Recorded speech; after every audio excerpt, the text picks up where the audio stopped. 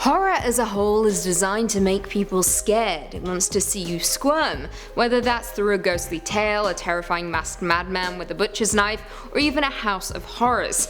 No matter the plot, the horror genre wants you to lie in bed at night thinking about what you just watched. However, there are some movies out there that take this to unspeakable levels, and well and truly cross the line in the process. So today on Top 5 Scary Videos, I'm going to be counting down our list of the top 5 scary horror movies that went too far. Before we begin though, be sure to stick around until the end of the video where I'll be responding to some of your comments. And with that, let's jump in. Coming in at number 5, we have The Girl Next Door. Now this is one of the most disturbing films I have ever watched, along with its counterpart in American Crime, which tells the same story, just with Ellen Page in the lead role instead. Anyway, The Girl Next Door, also known as Jack Ketchum's The Girl Next Door, is a 2007 horror film directed by Gregory Wilson, and is inspired by the real-life murder of Sylvia Likens.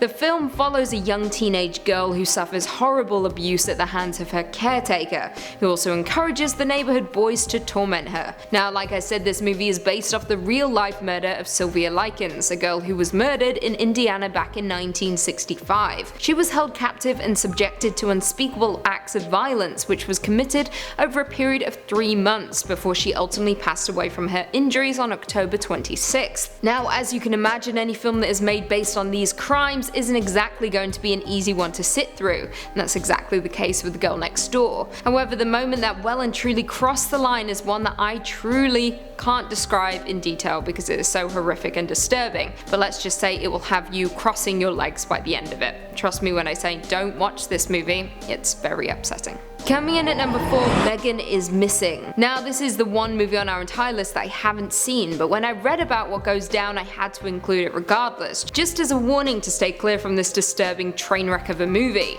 Megan is Missing is a 2011 found footage psychological horror film directed by Michael Gough. The film revolves around the days leading up to the disappearance of Megan Stewart, a popular high school student in North Hollywood who decides to meet a boy she had been talking to online, and the subsequent investigation launched by her friend Amy Herman. Now right off the bat, Gough based the film on a series of real-life cases of child abduction and emphasized that his reason for highlighting certain violent moments was to unnerve people and for them to understand the modern risks that children are exposed to online. Now spoilers ahead for those who haven't seen the movie or want to watch the movie, if you do have a lot of questions about your choices of movies, but I'll drop that for now. Anyway, jumping forward to the end of the movie is revealed that Amy has been kidnapped as well and has been kept and tortured before being offered a chance to escape.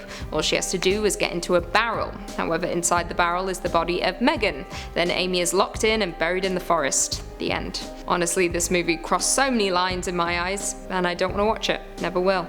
Don't even want to talk about it. Coming in at number 3, Martyrs. Honestly, I hate talking about this movie because it genuinely disturbs me, and I understand that a lot of people enjoy it, and I won't take that away from anyone, but these types of movies I hate with a burning passion. Martyrs is a 2008 horror film directed by Pascal Laugier and follows 2 young women who were both victims of abuse as children who embark on a bloody quest for revenge only to find themselves plunged into a living hell of depravity. The film received huge controversy upon its release and polarized critics and viewers alike, with it being associated with the new French extremity movement. Martyrs, like many exploitation films, takes its violence and runs it into the ground, definitely going too far in the process while examining how much pain a human body can really take. I mean, there is a scene where someone's skin is removed from their body. I don't have time for that at all.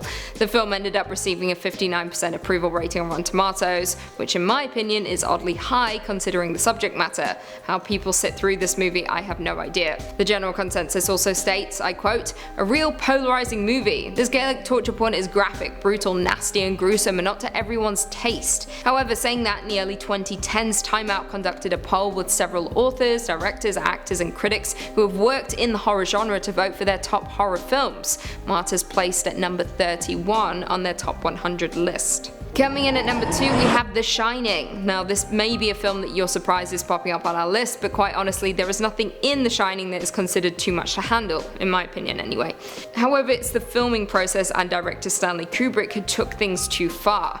First and foremost, The Shining is a 1980s psychological horror film based on the Stephen King novel of the same name, and stars Jack Nicholson, Shelley Duvall and Danny Lloyd. The film focuses on Jack Torrance, an aspiring writer and recovering alcoholic who accepts a position as the off-season caretaker of the isolated historic Overlook Hotel in the Colorado Rockies. Wintering over with Jack are his wife Wendy Torrance and young son Danny Torrance. Danny possesses the Shining, psychic abilities that enable him to see into the hotel's dark and disturbing past. Now, after a winter storm leaves the Torrances snowbound, Jack's sanity begins to crumble due to the influence of the supernatural forces that inhabit the hotel, placing his wife and son in danger. The film itself is terrifying and is by far one of the greatest horror movies ever made. However, off-screen was just as horrifying as it was on, according to some of the cast anyway. Stanley Kubrick was said to have continually bullied Shelley Duvall during the filming process, which lasted over 13 months. He supposedly told crew members not to sympathize with her while also belittling her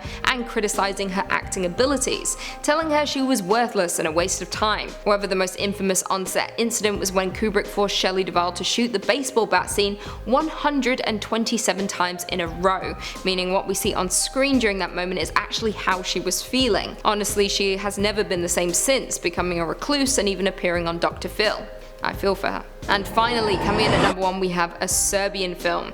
I've spoken countless times about this movie and honestly it makes me sick to my stomach, but we're doing a list about movies going too far. This of course has to be on it, and it has to be number 1. A Serbian Film is a 2010 Serbian exploitation horror film that tells the story of a financially struggling porn star who agrees to participate in an art film only to discover that he has been drafted into a snuff film with pedophilic and necrophilic themes. Upon its release, the film quickly garnered a reputation worldwide for being one of the most extreme and disturbing horror movies ever made, and you will understand why in a few seconds. Some of the film's most disturbing moments include unspeakable acts on certain characters being committed that we really can't go into detail on because it is honestly horrifying and upsetting to even talk about. And when I say unspeakable acts, I truly mean unspeakable. These particular moments I once again can't get into detail about resulted in the movie being banned in Germany, Norway, Brazil, Australia, New Zealand, Malaysia, Spain, and Singapore. Following the movie being banned in Spain, the director of a film festival actually faced criminal charges,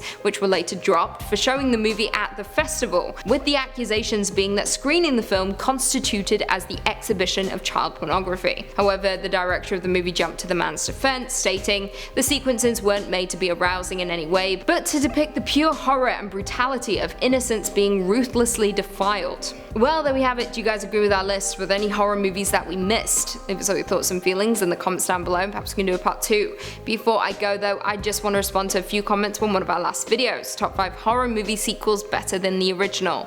The Unatuber said, "Lucy, I know you don't like to blow your own horn, but come, now, you know damn well that McPhee 2, The Continuing Evil of Lucifer, should have been on this list."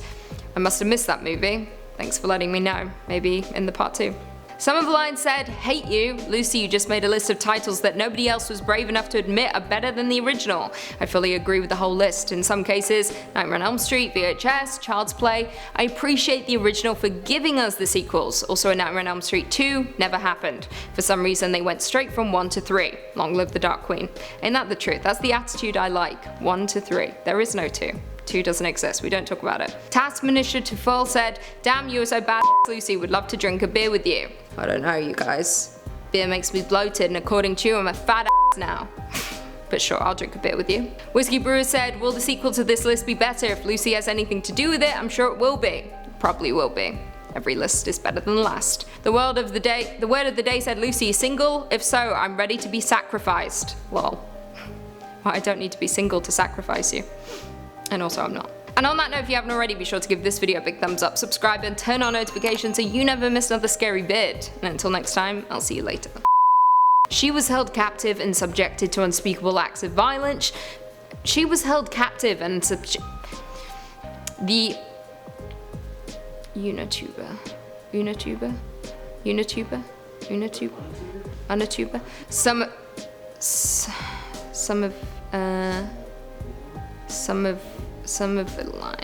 Some of a line. Manisha Tufel. Taskmaster Tufel. If I say it fast, it's fine. Taskmaster